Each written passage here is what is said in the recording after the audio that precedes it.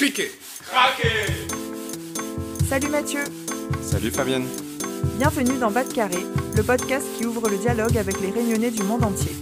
Alors ici, on reçoit des sportifs, journalistes, chefs cuisiniers, chefs d'entreprise, artistes ou encore youtubeurs, parce que chaque Réunionnais a son histoire à raconter. Ensemble, allons Bas de Carré.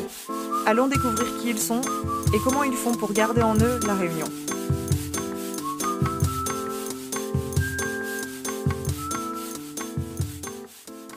Salut Mathieu. Salut Yann, comment il est la Réunion? Léla, bienvenue dans un nouvel épisode de Bas de Carré. Nouvel épisode mais avec une invitée déjà connue de nos auditorices. Et oui, Mathieu, tu accueilles à nouveau l'historienne Sahara Kassim, qu'on a eu l'occasion de découvrir dans l'épisode 55. Effectivement, c'est vraiment un super épisode dans lequel on revient sur l'histoire du peuplement de la Réunion par les Arabes et les Karanes. Et si vous ne l'avez pas encore écouté, n'hésitez pas à le faire dès que vous aurez terminé celui-ci. C'est dans le cadre de la sortie de son nouveau livre, L'Islam en terre française, structuration du culte musulman à la Réunion, publié chez Orphi, que Sahara revient à notre micro. Oui, ça m'a beaucoup intéressé parce qu'à La Réunion, l'islam occupe une place singulière, contrairement à l'Hexagone où il est souvent perçu sous un prisme conflictuel. Ici, il fait partie du paysage. Et oui, à La Réunion, on a les mosquées en centre-ville, l'appel à la prière qui rythme les quartiers, et les communautés musulmanes participent pleinement à la vie sociale. Mais d'où vient cette spécificité ? Dans cet épisode, l'historienne Sahara Kassim revient sur les origines de l'islam réunionnais. Elle nous plonge dans les archives associatives et nous raconte comment ces communautés ont structuré leur foi, leur solidarité et aussi parfois leur pouvoir. Encore un épisode qui va beaucoup nous apprendre sur l'histoire de la Réunion. On vous souhaite à tous et à toutes une bonne écoute. Bonne écoute à toutes. Bonjour Sarah, re-bienvenue sur Bas de Carré. Bonjour Mathieu, merci à nouveau de m'inviter sur Bas de Carré pour parler de mon nouvel ouvrage. Avec grand plaisir. Effectivement, donc tu es la première invitée à revenir sur Bas de Carré de toute l'histoire de notre émission. On a eu l'occasion de t'avoir dans l'épisode 55. On renvoie nos auditeurs à écouter cet épisode qui était vraiment super. Et tu reviens parce que tu as donc un nouvel ouvrage qui est en cours de publication. Je pense qu'au moment où l'épisode actuel sera publié, ton livre sera du coup publié. J'aimerais d'abord, avant qu'on revienne sur cet ouvrage, que tu te présentes pour ceux qui ne te connaissent peut-être pas. On imagine qu'on est dans un vol Paris-Réunion et que tu dois te présenter auprès de la personne qui est assise à côté de toi. Qu'est-ce que tu dirais ? Alors, je suis Sahara Kassim, je suis historienne. J'étudie donc spécifiquement les composantes originaires du Gujarat, qu'on appelle à La Réunion donc les Arabes et Karanes. J'ai publié un premier ouvrage aux éditions Epsilon donc cette année, qui s'intitule Les Arabes et Karanes, une histoire du peuplement gujarati de La Réunion. Et cette même année, donc, je publie à nouveau donc l'ouvrage qui s'intitule L'Islam en terre française, structuration du culte musulman à La Réunion aux éditions Orphi. C'est hyper productif, je trouve, 2 ouvrages en une année. Tu veux peut-être nous préciser comment est-ce que tu as organisé ton travail pour réussir à sortir autant de bouquins en 2025 ? On m'a posé la question, je n'ai pas écrit ces ouvrages en même temps. Voilà, un livre, finalement, c'est un savoir, mais c'est aussi un produit commercial. Il y a une manière donc de porter le projet. Il y a une phase entre la phase donc de recherche, d'écriture et de commercialisation.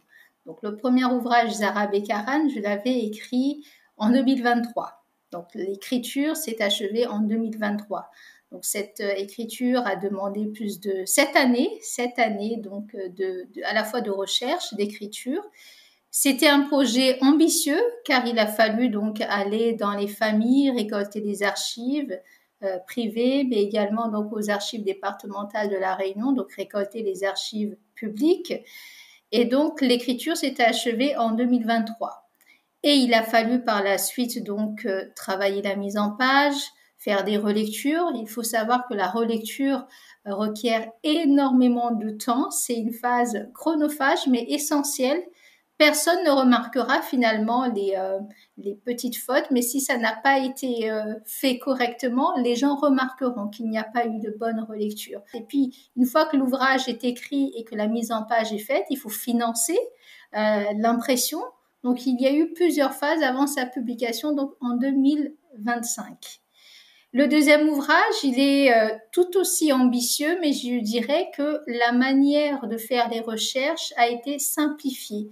Simplifiée, pourquoi? Parce que les archives que j'ai exploitées se trouvaient dans un même lieu quasiment. Donc ça a facilité donc les recherches. Je n'ai pas eu à aller forcément dans toutes les familles pour récolter les archives. Elles étaient dans un même lieu. Donc à titre de précision, donc ces archives étaient au bureau de l'AMR, l'Association musulmane de la Réunion, où je passais beaucoup de temps pour exploiter ces archives. Et donc, j'ai publié la même année. Et disons que la commercialisation a été facilitée grâce à la sortie du premier ouvrage. Voilà, puisque j'avais déjà fait mes preuves.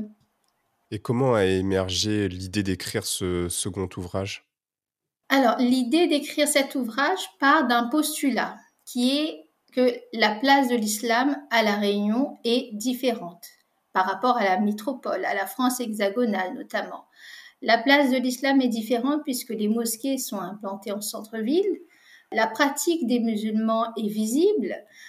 Du point de vue historique, on peut rappeler aussi que le premier maire musulman de France est réunionnais. Il s'agit de Kassa Moussa, donc élu en 1987 sur la commune de Saint-Paul.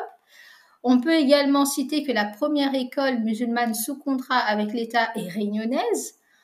Et enfin, on peut citer que la première femme musulmane à la tête d'un département, d'un conseil départemental, est également réunionnaise. Donc, on sait de qui on parle. Il s'agit donc de Nassima Dindar.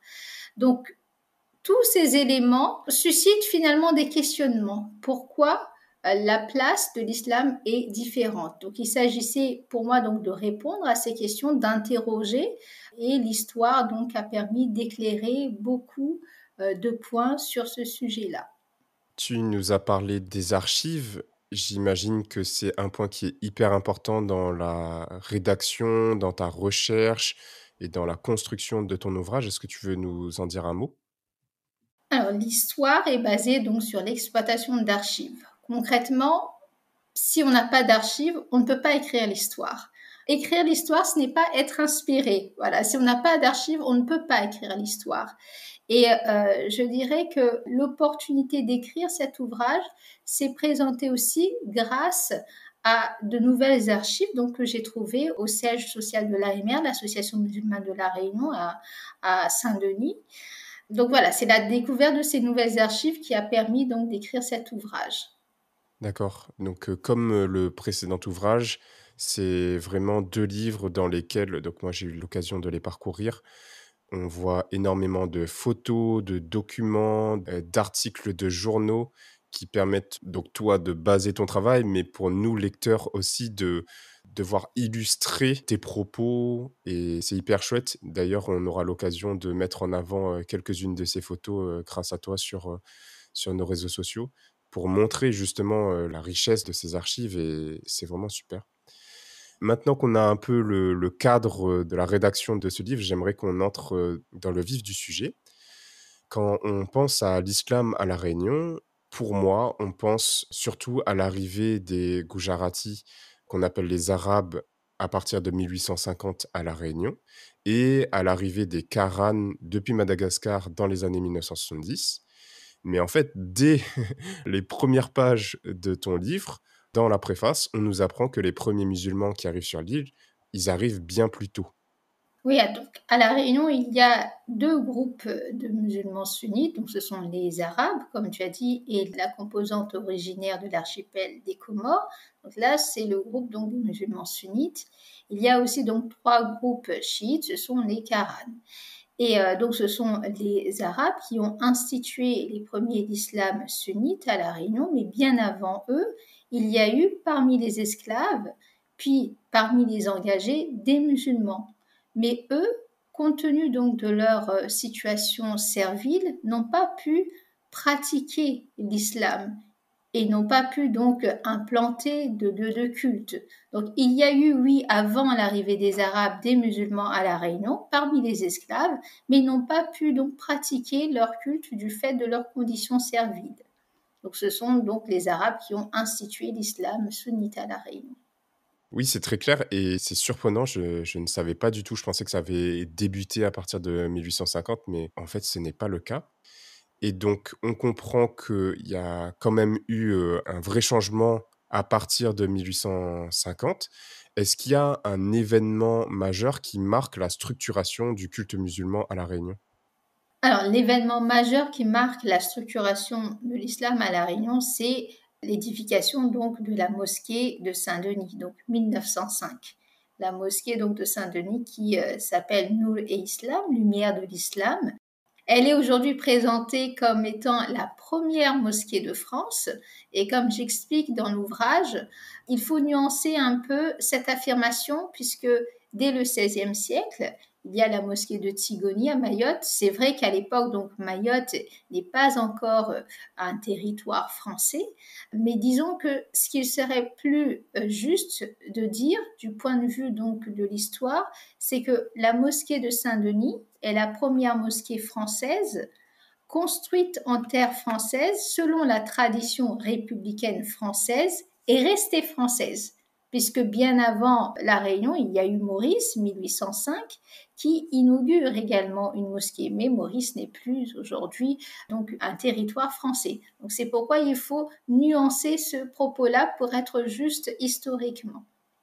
Donc la construction de cette mosquée marque un tournant majeur pour l'islam à La Réunion. Comment est-ce qu'avant était, pratiquée du coup, cette religion et qui a construit, cette première mosquée? Alors cette première mosquée est portée par l'ensemble de la communauté présente sur l'île. Il y a quelques noms qui figurent donc sur la pétition, donc sur la lettre de demande d'édification de cette mosquée qui date de 1897. Donc cette lettre de demande adressée au gouverneur Beauchamp est conservée aux archives départementales de La Réunion. Donc il y a quelques noms effectivement qui apparaissent sur cette lettre et ce sont donc les commerçants établis à La Réunion puisque ce qui va permettre donc de financer ce lieu de culte, c'est le commerce. Puisque les Arabes, eux, sont essentiellement commerçants, c'est donc grâce à leur activité commerciale qu'ils vont financer ce lieu de culte. Donc cette lettre est adressée au gouverneur Beauchamp en 1897 et ce terrain avait été acquis donc en 1892. Et ce qui est intéressant de voir, c'est que lorsqu'on observe donc cette mosquée donc, qui est inaugurée en 1905, du point de vue architectural, aucun élément ne permet de différencier le bâtiment par rapport aux autres bâtiments de l'époque. D'accord. Il n'y a pas la volonté de se démarquer du point de vue architectural. Et là, c'est assez révélateur puisque ça montre finalement qu'il y a, dès le départ, de la part donc, de ces musulmans établis à La Réunion, la volonté de s'intégrer dans une forme de discrétion. Et ça passe donc par l'architecture de cette mosquée qui ne tranche pas par rapport aux autres bâtiments de l'époque. Oui, j'ai pu constater la même chose en visitant la mosquée de Saint-Pierre. J'ai pas eu la chance de visiter, la mosquée de Saint-Denis, mais, dans la visite de la mosquée de Saint-Pierre, on nous montre aussi, au début quelques photos du bâtiment à l'origine. En fait, c'est un simple immeuble ou une simple, oui, case immeuble, qui a été construite et c'est que par la suite où, je sais plus 20, 30 ans, 50 ans après, où il y a eu des séries de travaux qui ont été engagés pour agrandir, la mosquée, pour qu'elle puisse accueillir plus de fidèles et donc c'est à ces moments-là qu'il y a, une transition vers, quelque chose qui est complètement caché et invisible de l'extérieur à, quelque chose qui est beaucoup plus, visible et reconnu. J'imagine que du coup, ça a été le cas aussi pour, celle de Saint-Denis? Oui, oui, tout à fait. Et là, je crois que ça fait écho à la culture sociale des Gujaratis de manière générale, qu'ils soient sunnites ou chiites, puisque lorsqu'ils étaient donc au Gujarat, ils appartiennent déjà à une minorité, puisqu'ils sont musulmans, donc les hindous sont majoritaires. Ils ont donc déjà cette culture de la diversité, de la tolérance et puis de la diplomatie. puisque c'est une terre donc tournée vers le commerce, le Gujarat. Donc la conduite de ce commerce implique forcément donc des qualités d'ouverture, de diplomatie, de dialogue, et c'est cette culture-là qu'ils vont importer lorsqu'ils s'implantent à la fois donc à La Réunion et à Madagascar. Et on peut aussi citer donc une dimension prépondérante au Gujarat, c'est le jaïnisme, c'est la religion donc qui était prépondérante au Gujarat à l'époque médiévale. Et là donc ça fait écho à la non-violence, à l'ahimsa. Donc Gandhi notamment a mis en avant donc le thème de la non-violence. Et d'ailleurs lorsque Marco Polo visite le Gujarat en 1290, il est étonné de voir donc des cliniques vétérinaires pour animaux. Et en fait, cette situation tranche finalement avec le commerce, qui est une activité très présente au Gujarat, et cette attention que l'on peut porter au monde animal, puisque ça fait écho justement à cette pensée philosophique-là, donc le jaïnisme autour du thème de la non-violence. Donc, les Gujaratis ont hérité de ce système de pensée-là. Oui, on sent que la culture est ancestrale, si je peux utiliser ce terme-là, et qu'elle imprègne encore du coup les musulmans au moment où ils construisent ces mosquées, et même encore aujourd'hui. On reviendra là-dessus un peu après. Tout à l'heure, tu nous as parlé de sunnites et chiites. Alors, j'ai fait mes petits devoirs parce que ces deux termes, je les connais, mais en fait, est-ce que je les connais vraiment? Non. Donc, j'ai fait ma petite recherche et voici donc une définition que j'ai trouvée sur Le Monde. Mhm. Donc, la scission de ces deux courants de l'islam remonte à la mort du prophète Mahomet en 632. Se pose alors la question du successeur le plus légitime pour diriger la communauté des croyants.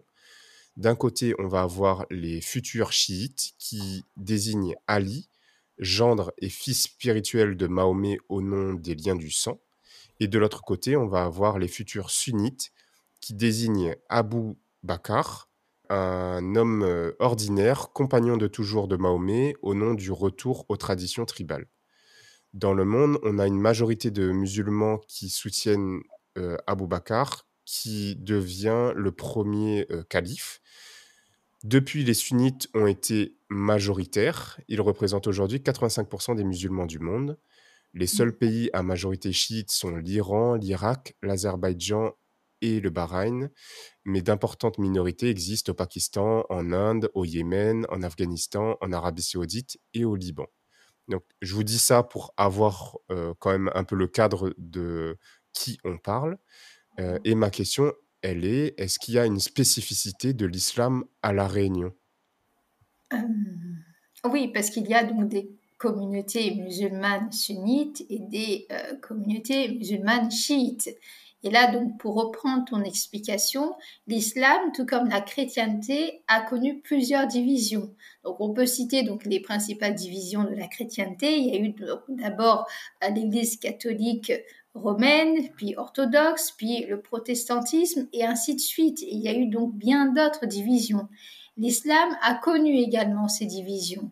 Et on va en citer quelques-unes pour simplifier les choses. La première grande division est donc la différence entre le sunnisme, l'islam sunnite et l'islam chiite. Donc les musulmans sunnites qui représentent la majorité, ils représentent 85%.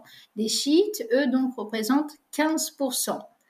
Mais plus tard, il y aura d'autres subdivisions du schisme musulman. Et là où, en fait, c'est compliqué dans le contexte réunionnais, c'est qu'en Inde, il y a plusieurs castes hindous. Et lorsque certaines castes vont se convertir à l'islam sunnite ou chiite, puisque le Gujarat est une terre tournée vers le commerce, donc il y a eu plusieurs arrivées de marchands musulmans sunnites et chiites, et lorsque des castes vont se convertir à l'islam, ils vont garder leur identité de caste. Et on ne parlera pas de musulmans de l'Inde, mais on parlera plutôt donc des groupes musulmans indiens. C'est pourquoi à La Réunion, donc on va avoir le premier groupe donc des Arabes, ils sont sunnites, et il y a trois groupes chiites qui sont donc les Daoudi Bohra, les Khoja Ishna Sheri et les Ismaéliens. Et la formation de ces groupes est expliquée par cette histoire-là, justement. C'est la rencontre entre une caste hindoue et une branche de l'islam sunnite ou chiite. Et est-ce que la distinction entre sunnites et chiites, elle demeure encore aujourd'hui à La Réunion? Ou est-ce que c'était vraiment au début de l'arrivée de musulmans en nombre? Alors, les Arabes, donc, ils sont sunnites, mais au départ, il y a deux groupes qui forment la composante arabe. Et c'est vrai que l'on présente ce groupe comme étant un groupe solidaire, mais au départ, il y a eu des divisions internes. Et D'accord. une des pistes qui m'a amenée à formuler donc cette affirmation, c'est qu'en 1932, donc, je tombe sur un article de presse aux archives départementales qui indique qu'il y a eu des coups de feu devant la mosquée, donc, qui a été inaugurée en 1905, des coups de feu entre ces musulmans. Et la raison avancée donc par cet article de presse porte sur une divergence sur l'enseignement religieux.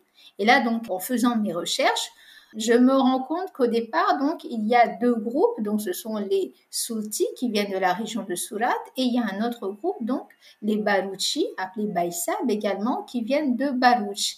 Et ils sont tous les deux sunnites, mais adhèrent à deux visions différentes de l'islam. Et là, ça revient en fait à la multiplicité donc des musulmans en Inde. Ils peuvent être sunnites, mais appartenir à deux courants différents.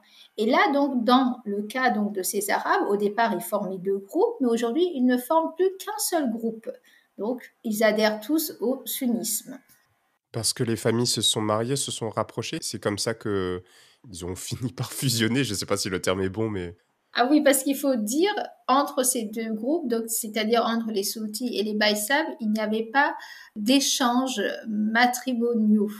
Et un des ponts qui a permis justement de rapprocher ces deux composantes sont les mariages entre Sulti et Baïsab. C'est pourquoi aujourd'hui donc les Arabes forment une seule composante religieuse. Mais au départ, voilà, ils appartiennent à deux groupes distincts.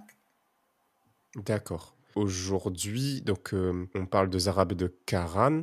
Est-ce que chaque, groupe a son propre lieu de culte ou est-ce que c'est des lieux de culte qui rassemblent tout le monde? Vraiment, là, je pose des questions de personnes très extérieures à la communauté.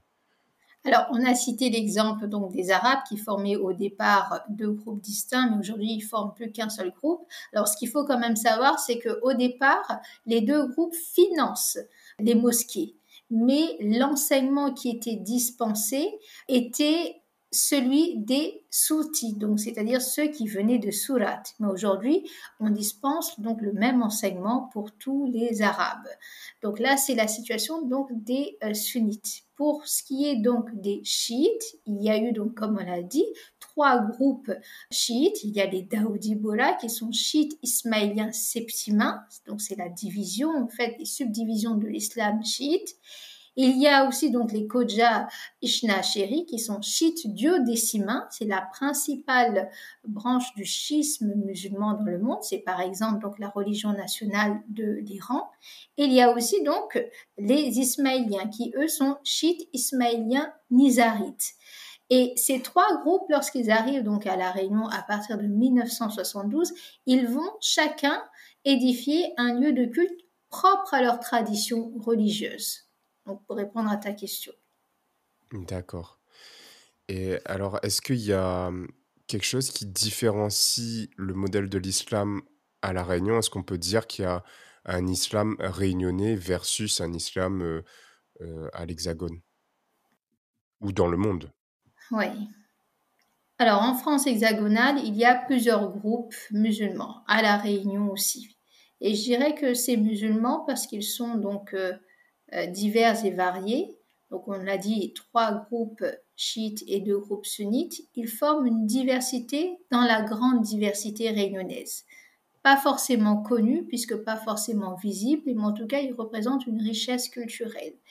Et je dirais que oui, il y a un modèle de l'islam réunionnais. Pourquoi? Parce que il y a la volonté de parler d'une seule voix.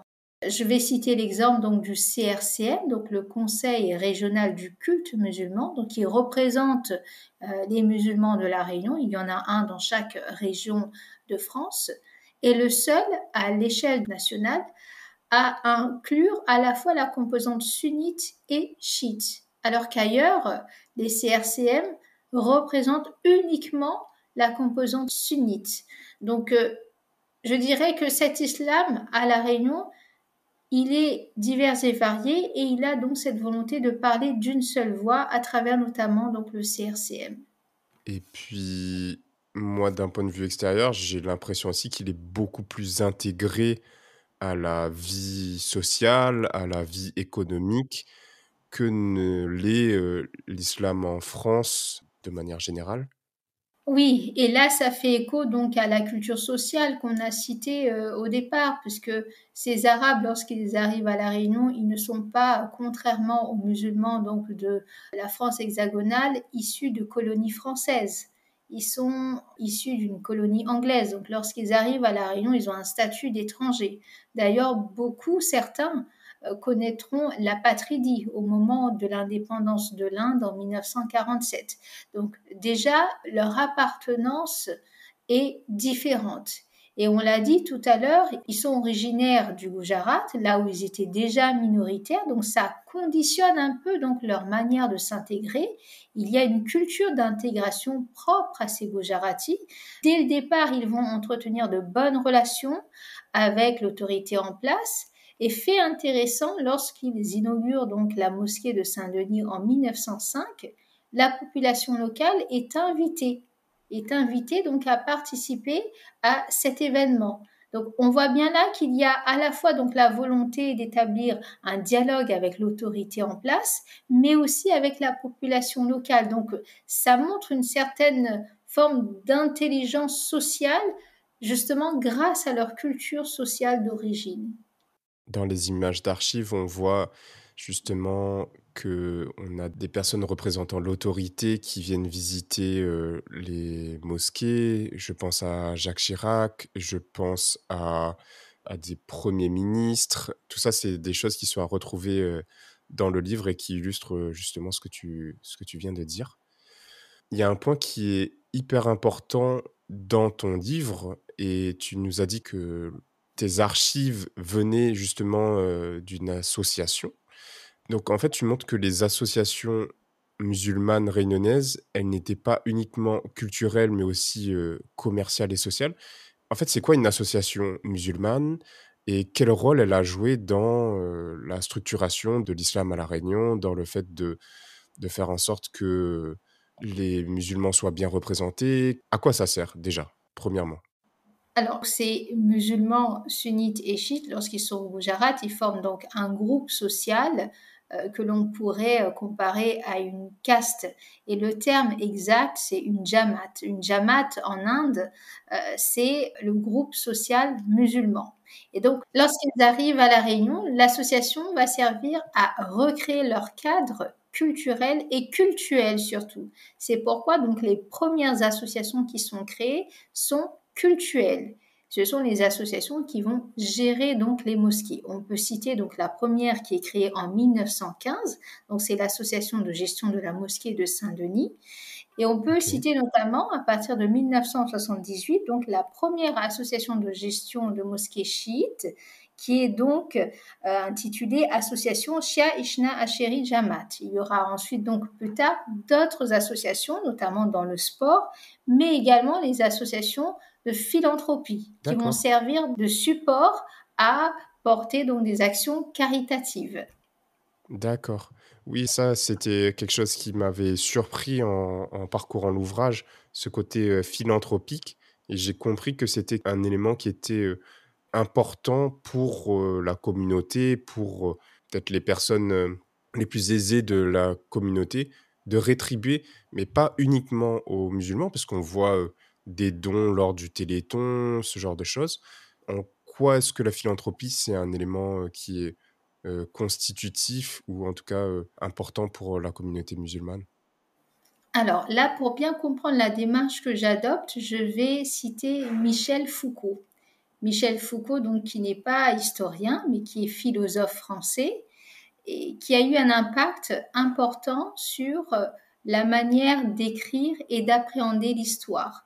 Pourquoi ? Puisque, en somme, ce que Foucault dit, c'est que chaque époque est traversée par des normes sociales, par une manière de penser, et ceci est également vrai pour chaque groupe social. C'est-à-dire, au sein de chaque groupe social, chaque groupe religieux, il y a des valeurs, des principes dominants qui vont servir de référence au groupe.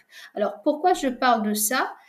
Dans les minorités gujarati, la philanthropie est source de prestige social. Pourquoi ?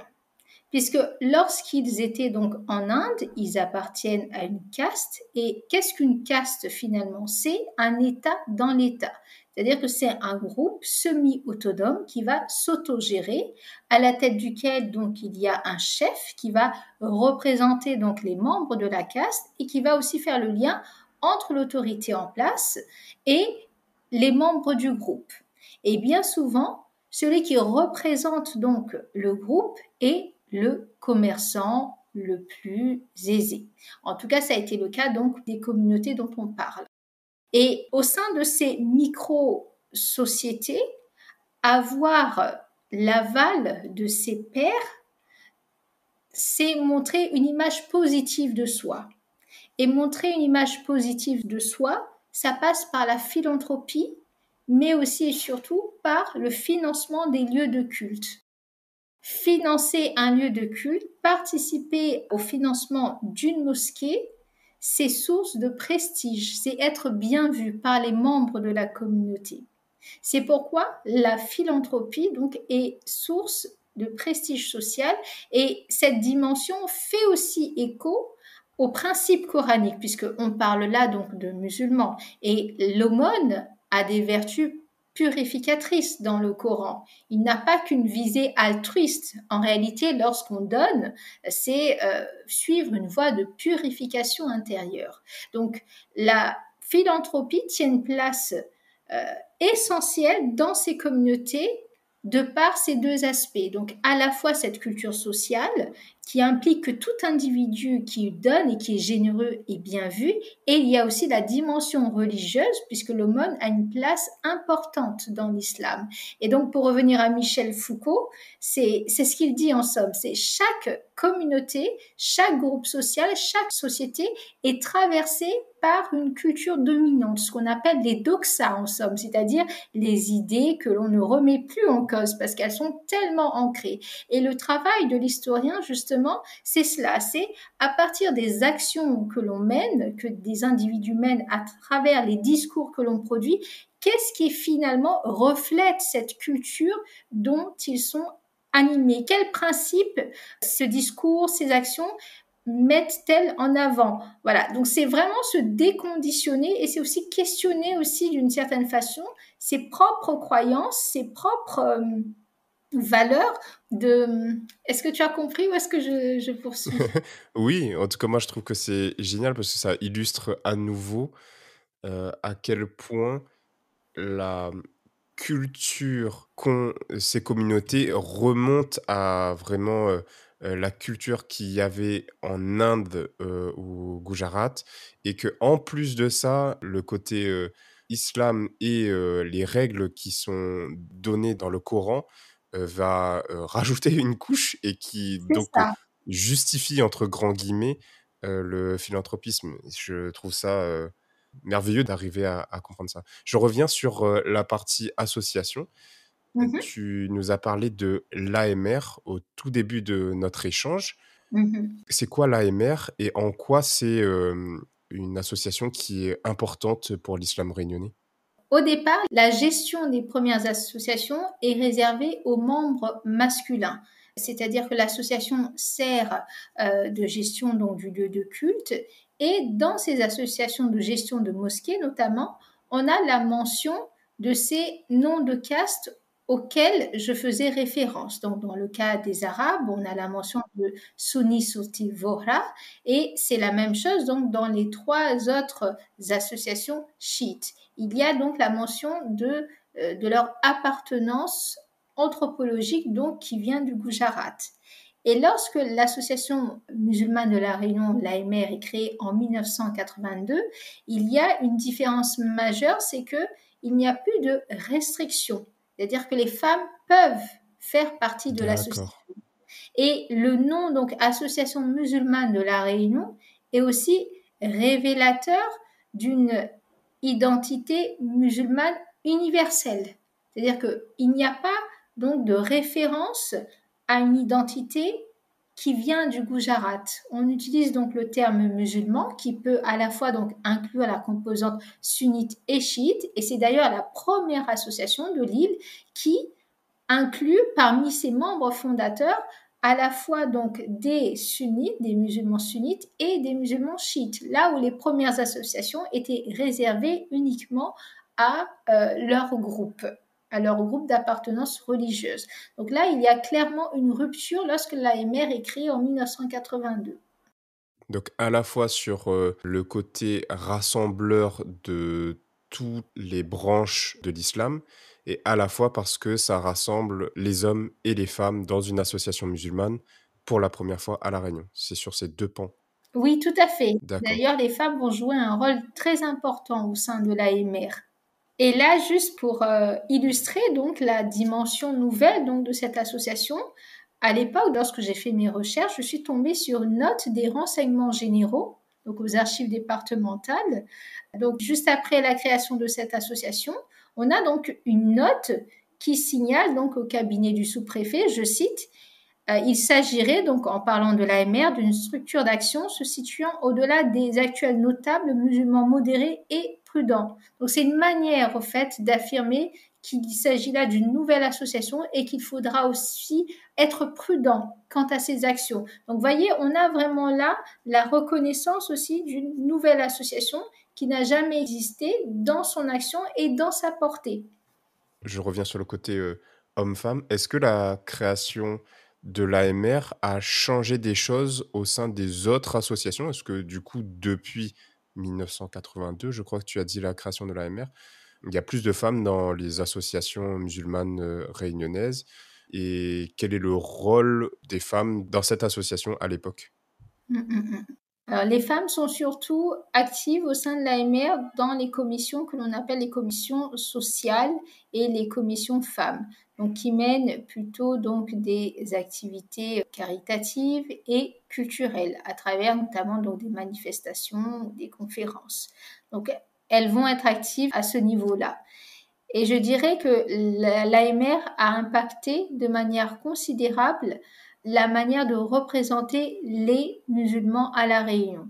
Puisqu'on l'a dit, au départ, les premières associations étaient réservées à un groupe de traditions religieuses différentes. Et là, donc, pour une fois, au sein de l'AMR, il y a donc des musulmans de différentes traditions religieuses qui sont représentés. Et ça va impacter donc le CRCM de La Réunion. Donc le CRCM qui voit le jour en 2003. Et c'est le seul CRCM donc, qui inclut à la fois la composante sunnite et chiite à l'échelle de la France hexagonale. Et il faut aussi savoir que la création donc, de l'AMR fait suite à plusieurs changements sociétaux pour bien comprendre donc, pourquoi on crée finalement cette association. Et là, j'en reviens à Michel Foucault. La création de l'AMR répond à des changements sociétaux. Et on peut en citer quelques-uns. On peut citer par exemple donc à l'échelle internationale la révolution islamique en 79 en Iran, donc qui change finalement le regard que l'on porte sur l'islam, là où l'islam était peut-être peu connu ou plutôt discret dans le contexte local.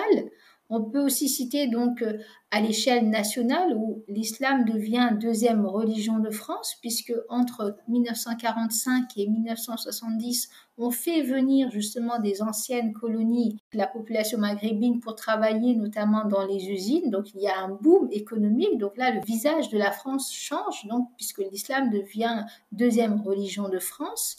À l'échelle régionale, on peut aussi donc citer justement la situation des minorités gujaratis, à Madagascar notamment, où ils sont donc obligés de partir à partir de 1972. On peut citer aussi donc la situation des Gujaratis en Ouganda qui sont chassés par Idi Amin. Donc, il y a une situation précaire quant aux minorités gujarati. Et tout ça change finalement la vision que l'on peut avoir. Et à l'échelle locale, la démographie musulmane qui change, puisqu'il y a donc l'arrivée massive des Mahorais qui vont enrichir donc cette palette religieuse de l'île, et aussi donc la venue des Qaranes qui apportent, eux, 3 courants de l'islam suite. Donc, toutes ces raisons vont apporter des changements à l'échelle de la Réunion, donc qui va aussi expliquer la création de l'AMR. C'était très clair. Je te remercie beaucoup, Sahara. On arrive à une conclusion. D'habitude, on a nos 3 questions un peu de fin, mais qu'on t'a déjà posées la dernière fois. Là, j'ai envie de rester dans notre thématique et peut-être de faire une ouverture. On dit que l'islam à La Réunion est présenté comme un modèle du vivre ensemble en opposition à l'Hexagone. Est-ce que toi, tu partages cette vision?